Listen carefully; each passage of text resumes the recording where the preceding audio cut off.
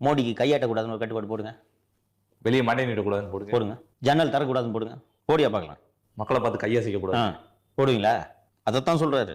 போட்டிங்கன்னா உங்க பேஸ்மெண்ட் ஆடிட்டு பேஸ்மெண்ட்டே இருக்காது. பேஸ்மெண்ட்டை வெடி வச்சிருவாங்க. இப்போ இது மடக்கி விட்டார் பார்த்தியா? பஸ்ஸுக்குள்ளே இருக்குன்னு பஸ் விட்டு வெளியே வரக்கூடாதுன்னு நான் என்னையா பண்றது? போலீஸ் என்ன பண்ணாங்க? விஜயை முடக்கிறோன்னு நினைச்சிட்டு கிட்டத்தட்ட முடக்கிட்டாங்க. நம்ம கடந்த பிரச்சாரத்திலே சொன்னோம், விஜய் இதுக்கு அடங்கக்கூடாதுன்னு சொன்னோம் நம்ம. ரைட்டா? எந்திரிச்சு மேலே கை காட்டுன்னு. ஏன்னா அவங்க ரசிகர்களுக்காக நான் சொல்றேன். எவ்வளோ பெரிய மரமா இருந்தாலும் ஏறி அந்த உச்சி கொம்புல இருந்து தொங்கிக்கிட்டு பார்த்துட்டு இருக்கிறாங்க. மாசா இருக்கும் சார். அப்படி அவங்க ரசிகர்களுக்கு அவர்களுக்காக திரு விஜய் அவர்கள் கை காட்ட வேண்டும் அப்படின்னு சொல்லும்போது நானும் என்ன சொல்லியிருந்தேன்னா, நீங்க யாருக்குமே இந்த கட்டுப்பாட்டை விதிக்கல. ரைட்டா? அப்போ இவருக்கு ஏன் விதிக்கிறீங்கன்னு சொல்லும்போது இன்னைக்கு அதை மடக்கி விட்டார். ரைட்டா?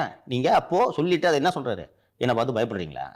இப்போ மோடிக்கு கையாட்டக்கூடாதுன்னு ஒரு கட்டுப்பாடு போடுங்க. வெளியே மண்டை நீட்டக்கூடாதுன்னு போடுங்க. போடுங்க. ஜன்னல் தரக்கூடாதுன்னு போடுங்க. போடியா பார்க்கலாம். மக்களை பார்த்து கையசைக்கக்கூடாது. போடுவீங்களா? அதைத்தான் சொல்றாரு. போட்டிங்கன்னா உங்க பேஸ்மெண்ட் ஆடிட்டு பேஸ்மெண்ட்டே இருக்காது. பேஸ்மெண்ட்டை வெடி வச்சிருவாங்க. இப்போ இது மடக்கி விட்டார் பார்த்தியா? பஸ்ஸுக்குள்ளே இருக்குன்னு பஸ் விட்டு வெளியே வரக்கூடாதுன்னு நான் என்னையா பண்றது? போலீஸ் என்ன பண்ணாங்க?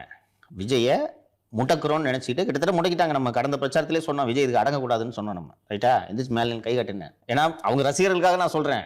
எவ்வளோ பெரிய மரமா இருந்தாலும் ஏறி அந்த உச்சி கொம்புல இருந்து தொங்கிக்கிட்டு பார்த்துட்டு இருக்கிறாங்க. மாசா இருக்கும் சார். அப்படி அவங்க ரசிகர்களுக்கு அவர்